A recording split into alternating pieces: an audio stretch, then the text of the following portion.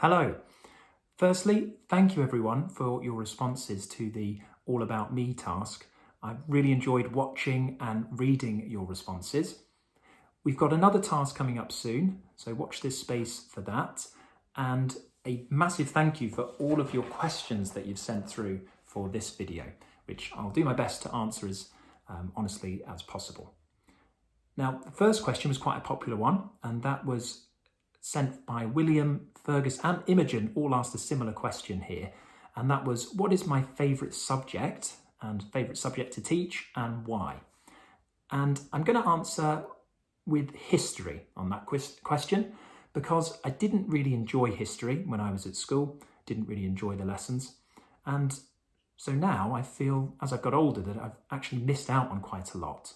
And I find this subject really interesting, and the thing that I enjoy most about history is finding out about what people's lives were like in the past. So question 2, and this is from Elliot. Do I have any pets?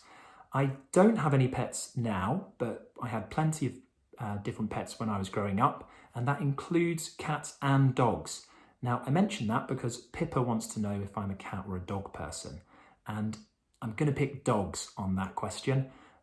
Mainly because they express themselves. So I kind of feel like I know what they're thinking a bit more than cats, where I never really quite know where I stand with them. Next question, very interesting, from Annalena. And that is, if my house was on fire, what 3 items would you choose to take with you to safety? And that doesn't have to include a phone because the fire engine has already been called. Well, for that, I'm going to have to take Judy, my fiance, with me, and our unborn baby as well. They are obviously the two most important things in my life. So they're the 2 things I'm taking first. And the third thing, I'm probably going to take my coffee machine with me. It's very heavy, but I think I'm going to need coffee the following morning to try and sort out all the damage that's happened from this fire. Okay, question 4, football-themed question here from Jude. And that is, who has been my favourite player for England at the Euros and why? Now, just a quick point about the Euros. Judy, my fiance, she is Italian. So we can imagine what it's going to be like in our house on Sunday. There's only really going to be one winner in that game, and that is our unborn baby. Because with them being half English and half Italian, at least they're going to have one of their teams are going to win. But anyway, you do want to know, Jude, about my favourite player. So I'm going to pick Raheem Sterling for this one. I feel that he has done a really good job at shutting out all of the negative criticism about his performances at the start of the tournament. He's just focused on doing his best, and he has had massive impact, positive impact in all of our games. So I'm going to go with Sterling on that. Luke Shaw, a close second. And I do think that it's coming home. Okay, question 5. Hartley, you want to know what my favourite lesson was when I was at school. Well, I had lots of favourite lessons. I really enjoyed science, for example. Also loved PE. But I'm going to pick French and German on that one, mainly because I was quite good at them. However, I'm pretty rusty at them now. But there we go. So question 6 was from Ruben, and that is, what is my favourite sport? Now, it's going to be football, but a close second is boxing. And I really enjoy boxing. I find it really, really exciting, mainly because the winner can be decided in a split second. And I just find that really exciting to watch.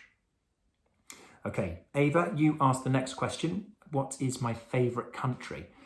So, it's hard to try and pick Italy there. But I'm actually going to pick Sweden because I lived in Sweden for a short period of time when I was studying at university. I taught in some schools over there, and well, the coffee and the cinnamon buns are out of this world. So yeah, going to go with Sweden on that. And Imogen asked the next question, and that is, what job would you have had if you had not decided to be a teacher? And well, Imogen, I was really fortunate in that I knew what I wanted to do at a really young age.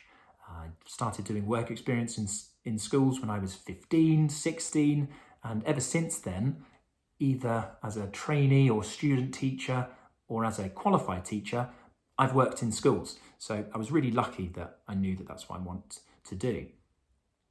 I would love to say I would be a footballer if I wasn't a teacher, but the fact of the matter is I wasn't quite good enough.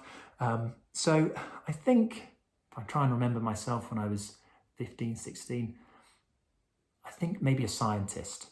I really enjoyed science, and maybe, a chemist in particular. I found that really interesting.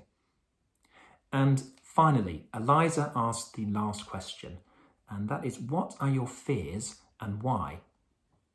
Well, apart from the fact the game on Sunday, maybe us losing, I'm going to say that actually my biggest fear is not being accepted for who I am.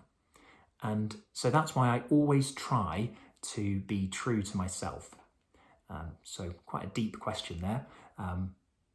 But hopefully I've answered all of those well enough for you. And just once again, I'm really excited to meet you all in September, and I just can't wait. So enjoy the summer, look out for the next task, and remember, it's coming home.